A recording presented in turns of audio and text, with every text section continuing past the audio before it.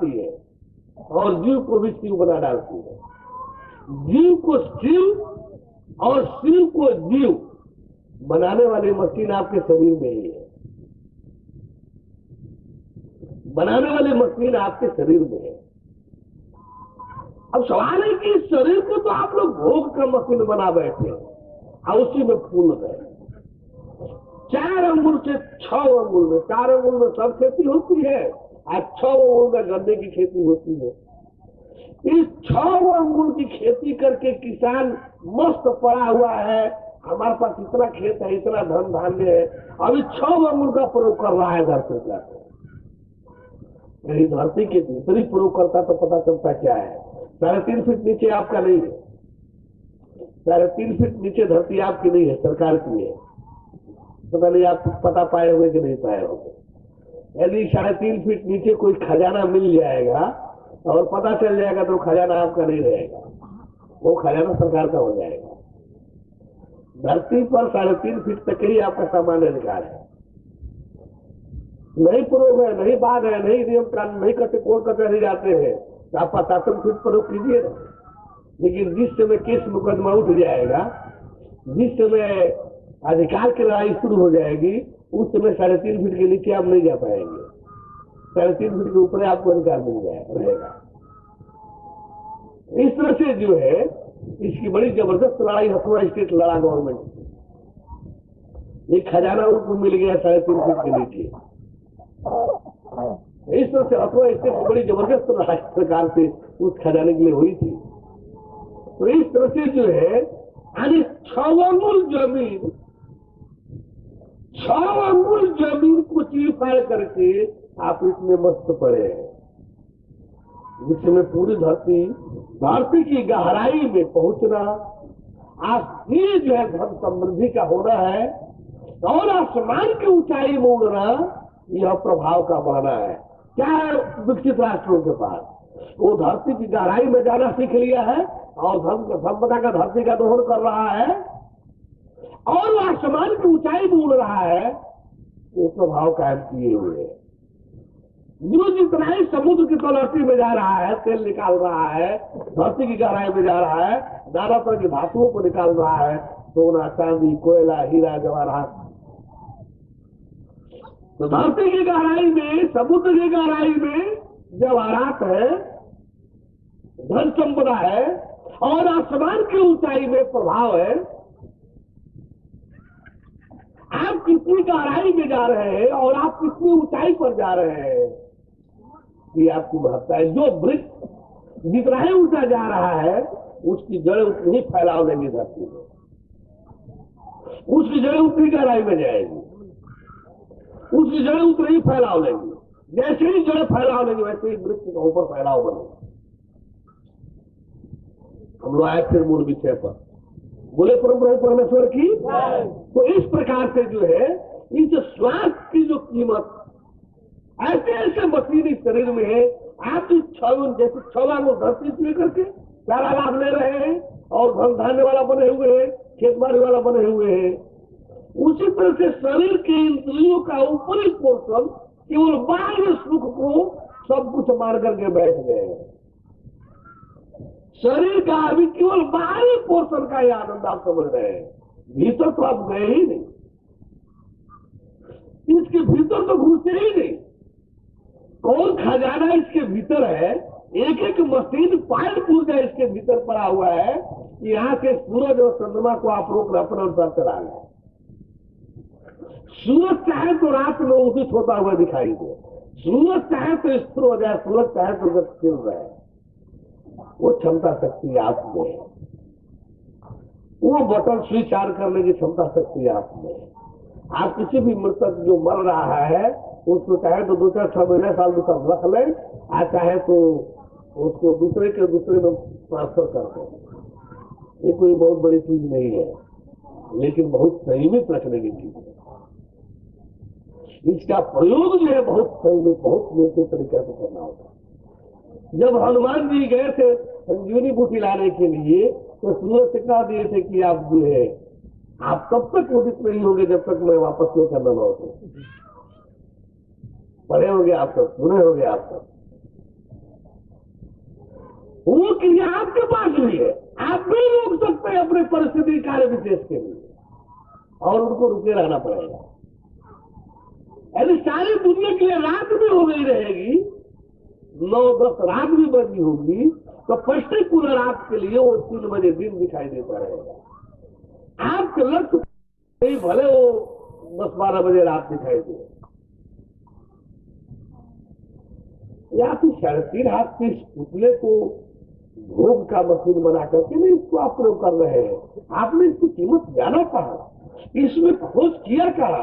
ये तो ऊपर ही आनंद आंख देख रही है और देखने का मजा सुंदरता का ले रही है, बस बारी है, कान सुन रहा है, नाक फिल्मी धूल उड़ा रहे हैं, आंखों मस्ती ले रहे हैं। ये नाना तरह की इंद्रिया जो है ऊपर ही आनंद लेने में, एक दूसरे से छुआछूत करने में, वो से सब बाहरी है। क्या है, आप इसके खजाना में तो गए ही नहीं। खजाना में मूलाधार चक्र आप जाने ही नहीं, स्वाधिष्ठान आप जाने ही नहीं, मणिपूरक चक्र का रहस्य आपको मिला नहीं, अनाहत चक्र आप जाने नहीं, विशुद्ध आप जाने नहीं, आज्ञा चक्र आपको पता नहीं चला। आपने जाना क्या शरीर के अंदर? शरीर में आपके कैसे कैसे खजाना और कैसे कैसे लोक पर लोक ये सारी चीजें पड़ी हुई हैं। आपने इसका लाभ कहाँ जाना है? कुंडलिनी जागरण करने वालों से पूछ लीजिए, कुंडलिनी जागरण वालों से देखिए कि क्या क्या रहस्य दे रहे हैं जीवन का। कुंडलिनी आपकी पड़ी है मूलाधार में, इसको जगा करके आप सुषुम्ना के माध्यम से इसको स्वाधिष्ठान में ले चलिए, मणिपूरक में ले चलिए, अनाहत में ले चलिए, विशुद्ध में ले चलिए, आज्ञा में ले चलिए, फिर देखिए कमाल, फिर इस शरीर का, इस जीवन का कमाल देख लीजिए। तो हमको जो है आप सब इसी ऊपरी छिछले में आखिरत मुंह कान इंद्रिय उपस्थित के ये ऊपरी छिछले दुख सुख सुख दुख में मस्त पड़े हुए हैं। अभी इसकी गहराई को, इस जीवन को जाने समझे कहा उसमें क्या है। आप सोचते हैं कि अन्न जल से आप चल रहे हैं, माता पिता से चल रहे हैं, आपको पता भी नहीं है कि आज भी आपके शरीर का संचालन सूरज और चंद्रमा से हो रहा है, ब्रह्म शक्ति से हो रहा है। आपके शरीर के नस नाड़ी जो है 1 घंटा सूरज के जी में है, 1 घंटा चंद्रमा के जी में है। 1 घंटा सूरज चलाता है इसको, 1 घंटा चंद्रमा चलाता है, फिर 1 घंटा सूरज, 1 घंटा चंद्रमा। संधि बेला में ब्रह्म शक्ति के जी में हो जाता है। सुबह शाम 12 बजे ये जो है ब्रह्म शक्ति के जी में हो जाता है, खास करके सुबह शाम। और शेष पीरियड में जो है 1 घंटा सूरज चलाएगा, फिर 1 घंटा चंद्रमा, फिर 1 घंटा सूरज, फिर 1 घंटा चंद्रमा, 1 घंटा सूरज चंद्रमा, सूरज चंद्रमा। जब औजोरी से चंद्रमा जो उदित होता है, एकम द्वि तीन, इससे संबंध चीजें आपके शरीर का है। अढ़ाई चंद्र एकम द्वि तीन से, औजोरी एकम द्वि तीन से सीधा संपर्क आपके शरीर का है, आपके नस नाड़ियों का है। वही गणना का वर्ष बनता है, संकेत बनता है। तो इस तरह से, और आपके 10 नाड़ियों को आने 5 वर्ष बाद, 10 वर्ष बाद कितने बजकर कितने मिनट पर कौन नाड़ी आपकी चलेगी, ये बताया जा सकता है। दाई चलेगी, बाई चलेगी, सम चलेगी, ये बताया जा सकता है बड़ा आसानी से। तो ये आपकी नस नाड़ियों का संचरण भी सूरज चंद्रमा से हो रहा है। यदि उस दूर नस नाड़ियों का रहस्य जान ले तो आपके सीधे टेलीपैथी होने लगेगी सूरज और आपको भी। आप सूरज के द्वारा चालित और सूरज आपके द्वारा चालित। आप यहां से जो है सूरज जैसे प्रचंड ज्योतिर्पुंज का जो है संचालन का बटन आपके पास है। क्यों, कैसे आपके पास है? आप इतना चीज छोटा सा 3 हाथ के पिंड और आप में आ गया संचालन। इसलिए आप में नहीं है कि आप बहुत बड़े हैं, इसलिए कि आपसे ईश्वर जुड़ा हुआ है। आप में ईश्वर भी, शरीर में जीव, और जीव और परमेश्वर के बीच ईश्वर, क्योंकि शरीर में जीव है और परमेश्वर से चलकर ईश्वर को जीव तक पहुंचना है। इस शरीर में यदि एक नगर है शरीर, तो जिस तरह से पावर हाउस से बिजली चलती है, वो सीधे टावर वायर जो है किसी फैक्ट्री और किसी मकान को बिजली नहीं दे सकता, लाइन नहीं दे सकता। किसी भी फैक्ट्री में जो है तार वायर से लाइन लेने की क्षमता शक्ति नहीं है। किसी भी फैक्ट्री में चाहे जितने ऊंचे स्तर की फैक्ट्री होगी, तार वायर से लाइन नहीं ले सकती। 33,000 वाट की लाइन चलती है, ये 11,000 वाट की जो लाइन चलती है इसी में नहीं ले सकती। सबसे पहले तार वायर की बिजली सब स्टेशन को जाएगी, सब स्टेशन कंज्यूम करके उसको बैलेंस बनाकर संतुलित करके वो सप्लाई देगा ट्रांसफार्मर को,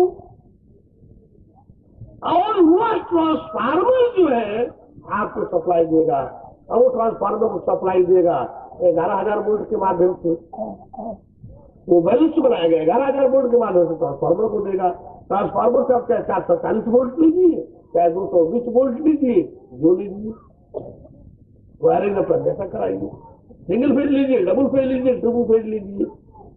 तो इस तरह से जो है जो सिस्टम ये बिजली का है, पावर हाउस के सब स्टेशन से ट्रांसफार्मर, और तब ट्रांसफार्मर से आपके शरीर में जो मीटर होते हुए आपके बल्ब और पंखे में, फ्रिज, कूलर में जाएगा। उसी तरह से परमेश्वर जो पावर हाउस है वहां के यानी आत्मा ईश्वर ब्रह्म में जो ब्रह्म शक्ति है, आत्म शक्ति है, वो चलती है और आकर के आपके शरीर में सब स्टेशन है, आत्मा ईश्वर ब्रह्म के ठहरने का स्थान है, और वो आकर के सब स्टेशन में पहले जाता है, सब स्टेशन में उठार जाएगा। इस सब स्टेशन से जो है इसमें ट्रांसफार्मर है, वो क्या करेगा, सप्लाई करेगा बैलेंस बना करके ट्रांसफार्मर को।